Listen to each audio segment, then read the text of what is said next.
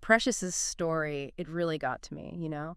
You can just feel the weight of her question. How did you heal? How did you finally let go and find those brighter days?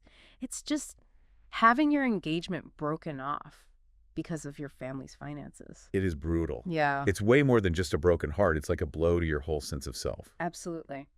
What really gets me is just how complex this rejection is. Yeah. It's not like a simple romantic rejection. It's a rejection of her whole family, her background, like everything she represents. It's like being told you're not enough, but on like so many different levels. Right, exactly. And what makes it even tougher is she was so open about her life, her background. She wasn't hiding anything. She seemed really proud of where she came from. And that's what makes Richard's action so baffling. It's Hmm. like he's saying, I love you, but not the things that made you, you. It makes you wonder, though, could this actually be a lesson for Precious and for all of us, really, about seeing those red flags?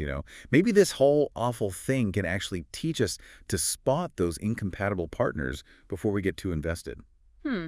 That's an interesting way to look at it. We tend to focus on the person doing the rejecting, but could this be a chance for Precious to really think about her own choices and patterns? Absolutely. I think this situation could be a real turning point for some serious self-reflection. Did she miss any warning signs? Did she maybe compromise her own values just to fit into his world? And it's not about blaming herself. It's about learning and growing from this.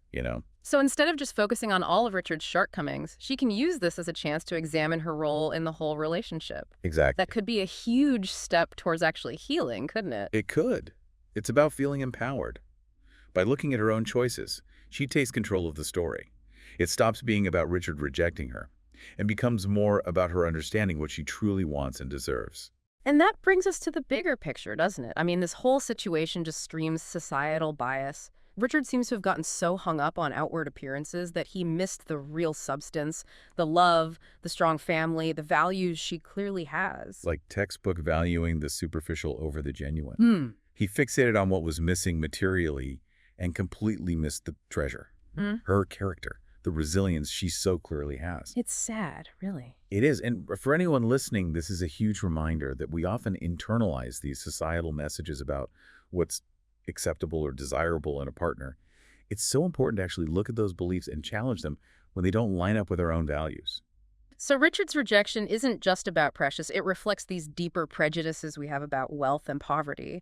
It's like he bought into this idea that her family's finances somehow made her less worthy as a person. Exactly. And that's the toxic narrative we need to dismantle. It's not about what you have, it's about who you are.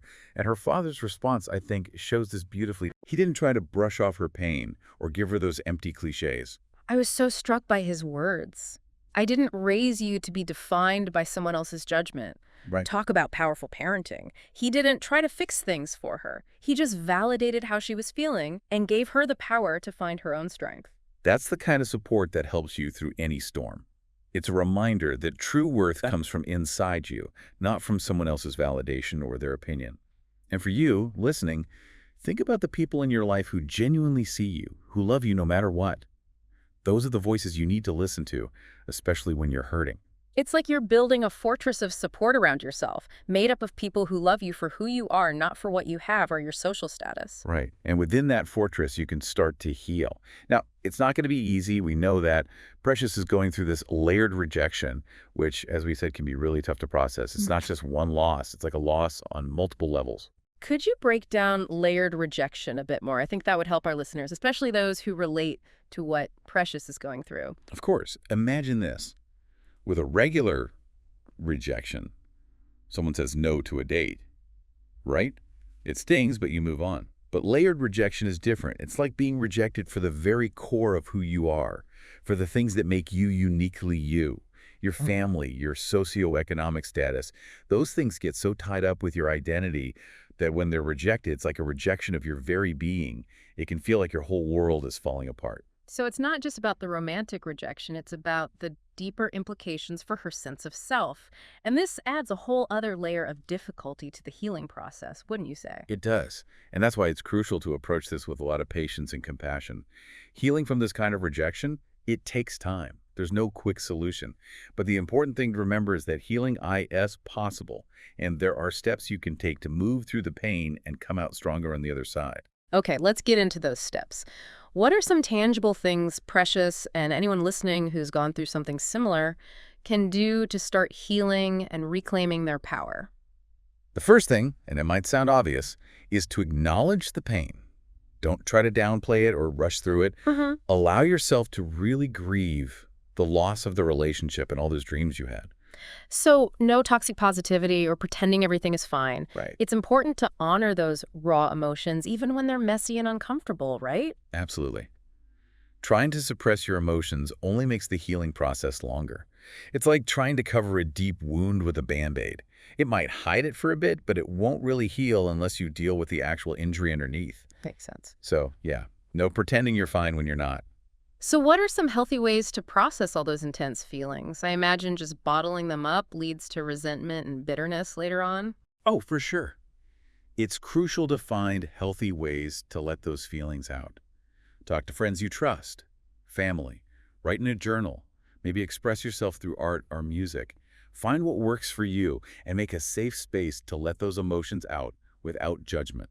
So, it's about giving yourself permission to feel the whole spectrum of emotions, the sadness, the anger, the confusion, all of it, without trying to fix it or push it away. Yeah, it's like you're making a container for those feelings, letting them be there without letting them take over. I like that. It's about acknowledging those feelings as part of your journey instead of fighting them or pretending they don't exist. This is all great advice, but is there a risk of getting stuck in all the pain?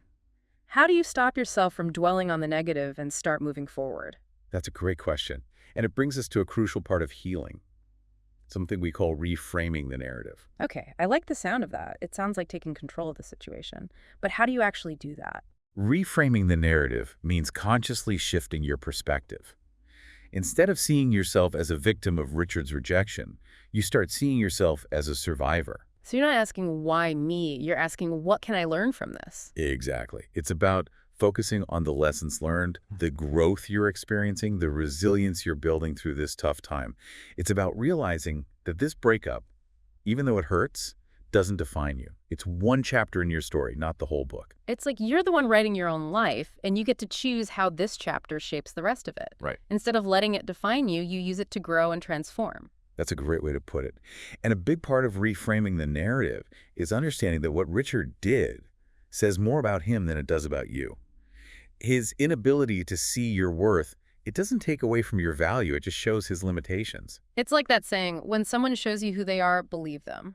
His actions revealed his shallowness, his inability to appreciate what you had. Exactly. And in a way, this rejection was a good thing. It saved you from a lifetime with someone who couldn't fully appreciate and cherish you. Think of the heartache you might have felt years down the line if you had settled for someone who couldn't embrace all of you. It's like the universe stepped in and said, nope, not this one. You deserve someone better. Exactly. It's about trusting that this redirection, even if it feels terrible now, is actually guiding you toward a path that's more in tune with who you really are and what you deeply want. It's like that old saying, rejection is God's protection. Sometimes what feels like a devastating loss is actually an opening to something much greater. That's a good way to think about it. Yeah. And as you go through that doorway, remember that this experience doesn't take away from your worth or your capacity for love. It's a step on your journey to finding a love that truly honors and celebrates everything you are. That's such a powerful message of hope and resilience. So as we wrap up this first part of our deep dive, what would you say is the most important takeaway for Precious and for anyone listening who might be going through something similar? The most important thing is to remember you are not alone.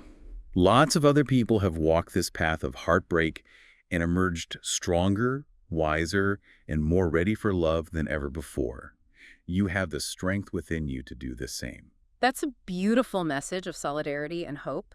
It reminds us that even in the midst of all this pain, we're all connected and we can draw strength and inspiration from each other's stories. Absolutely. And as you move through this, remember, healing takes time.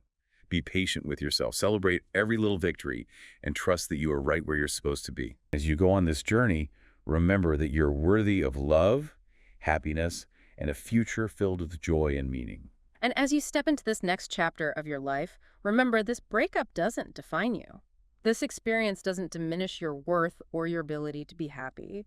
It's an opportunity to figure out what you want and deserve in a partner, to create a life that truly reflects who you are and what you envision for the future. And as you embark on this next chapter, remember that you have the strength, resilience, and wisdom to create a life filled with love, joy, and real connections. And who knows? Maybe this experience, even though it hurts like hell right now, will eventually lead you to a love that is deeper, more meaningful, and more right for you than you ever thought possible. That's a beautiful thought. What's the most important thing for Precious to remember, and for anyone listening who's going through something similar? The most important thing is to remember that you're not broken, you're becoming. This experience, as hard as it is a chance for growth, transformation, and a deeper understanding of your own resilience and worth. It's like this whole thing is actually pushing you to become a more empowered and authentic version of yourself. Exactly. And as you step into that empowered self, you'll attract relationships that reflect that growth and wholeness.